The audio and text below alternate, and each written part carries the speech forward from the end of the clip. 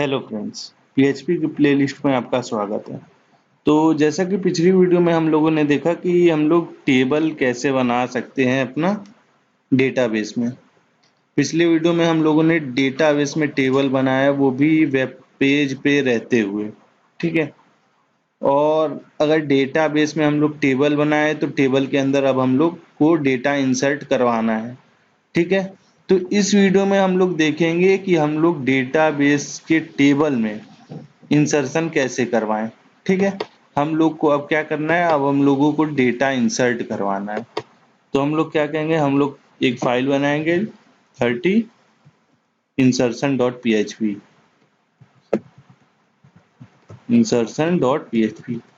ये हम लोग एक फाइल बना लिए हैं। ठीक है। और यहाँ पे अपना आते हैं पीएचपी का बेसिक सिंटैक्स जो लिख रहे हैं, हम लोग अभी तक लिख रहे थे वो अभी भी लिखेंगे। और इसके अंदर आते हैं। देखिए अब हम लोग कर क्या रहे हैं, हम लोग कर रहे हैं डेटाबेस के साथ काम। ठीक है। तो अब हम लोग जब भी करेंगे तो सबसे पहले हम लोग को क्या करना होगा, कनेक्शन बनाना होगा। तो हम लोग कनेक्शन वाला ये वापस से कॉपी कर लेते हैं और यहाँ पे आके अपना पेस्ट कर लेते हैं, इसको करते हैं पेस्ट। ठीक है। तो ये हमारा डेटाबेस से कनेक्शन इसका बन गया है। ठीक है, ये हो गया। अब हम लोग यहाँ पे करने क्या वाले हैं, हम लोग यहाँ पे करने वाले हैं इंसर्ट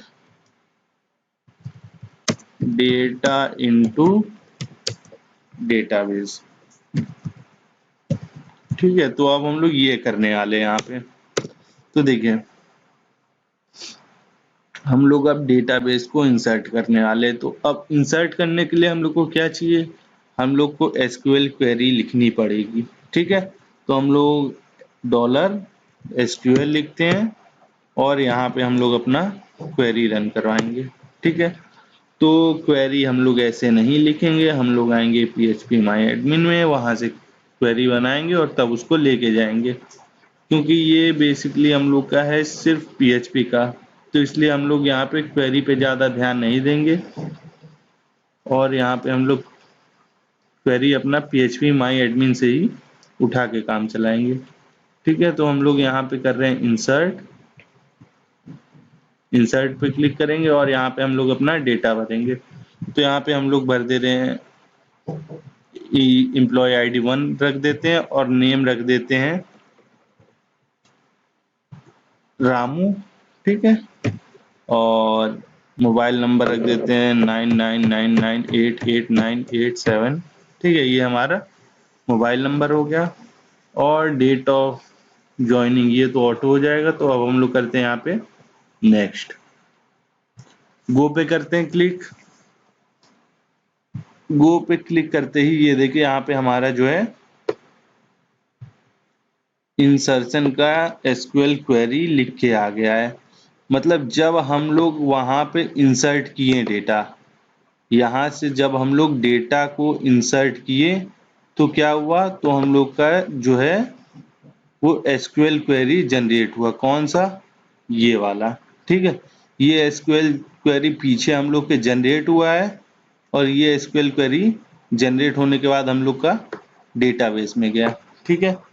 तो यहाँ पे देखते हैं, पहले इंसर्ट करवाएं तो डेटा आया है या नहीं। तो ओके करते हैं और यहाँ पे देखते हैं डेटा आया है या नहीं। तो यहाँ देखिए एक डेटा आ गया रामू नाम का। ठीक है। और जो हम लोगों ने डेटा भेजा वो सब आ गया। तो ये हम लोग कहाँ से, PHP माई एडमिन से किया। अब हम लोग चाह रहे हैं कि हम लोग वेब पेज से करें, तो हम लोग एसक्यूएल क्वेरी अपना रन करवाएंगे। ठीक है।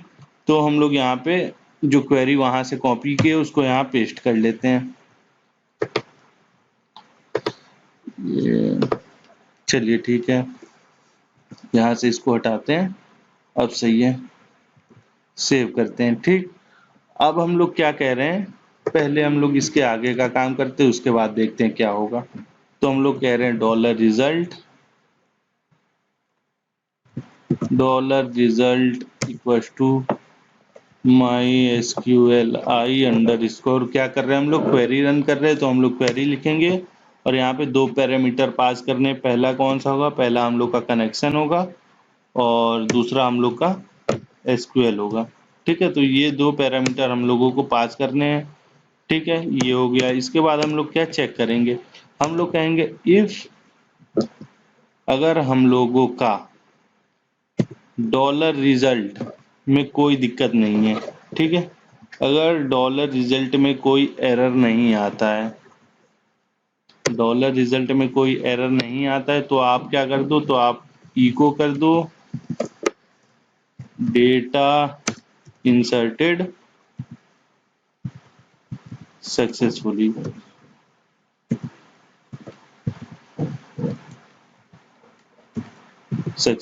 ठीक है।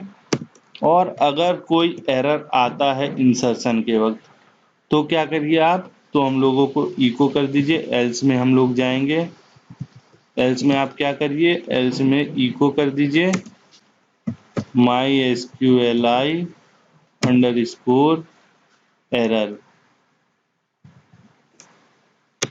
और यहाँ पे हम लोग डॉलर कनेक्शन पास करवा देंगे।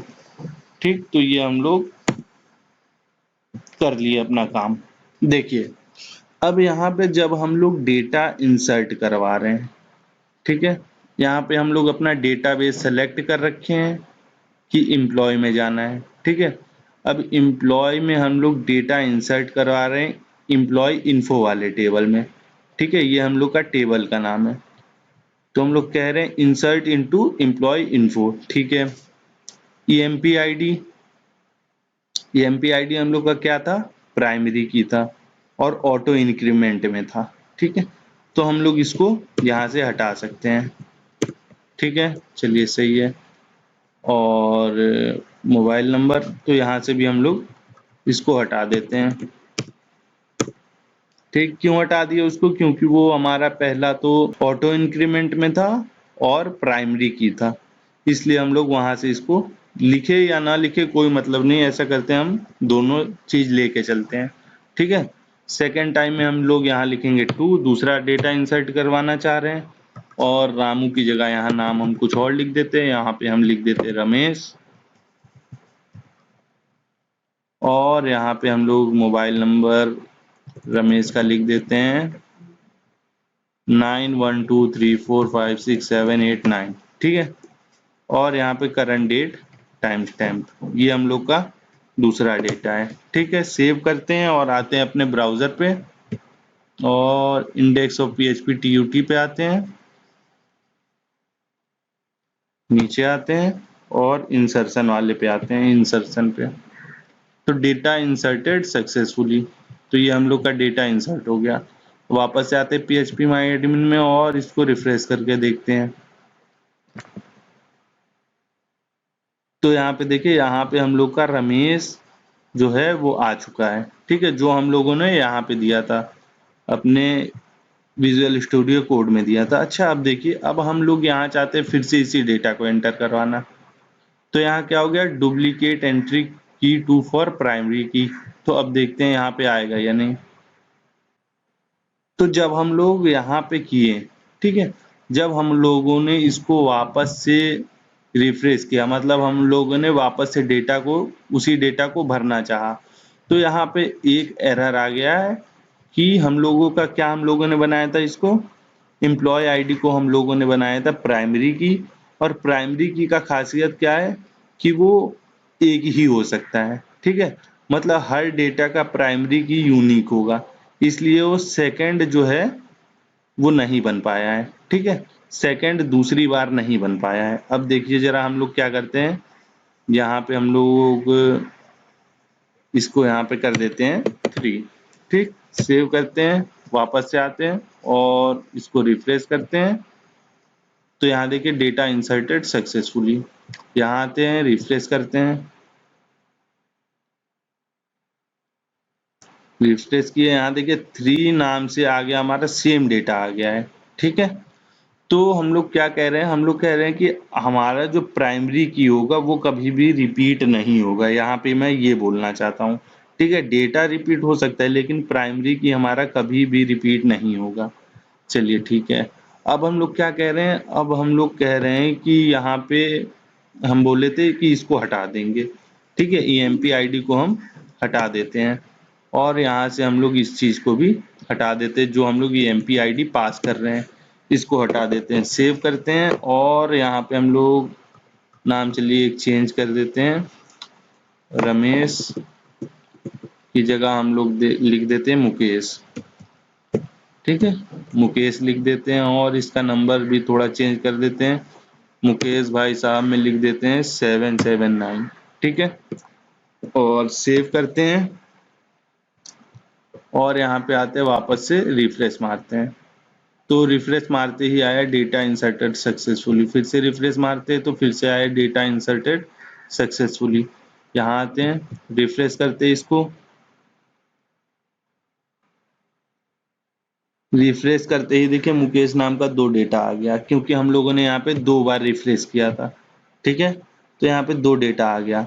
हम लोगों ने यहाँ से क्या हटा दिया, यहाँ से हम लोगों ने प्राइमरी की जो पास कर रहे थे वो हटा दिए।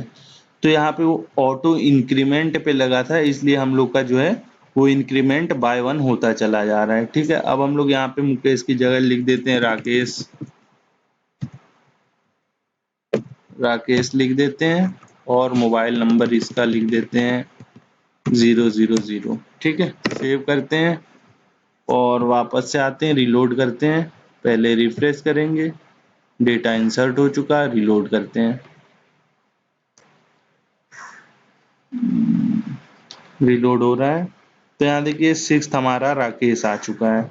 ठीक है, तो गाइज आशा करते हैं वीडियो आपको समझ में आया और डेटा कैसे एंट्री करवाया जाए और हम लोग कैसे कनेक्शन किए हैं, कैसे SQL क्वेरी लेके आए हैं, ये सब इस वीडियो में देखे हैं। तो गाइज आशा करते वीडियो आपको अच्छा लगा हो, अगर अच्छा लगा है तो इस वीडियो को लाइक करिए, चैनल को सब्सक्राइब करिए और कमेंट जरूर करिए वीडियो में। धन्यवाद।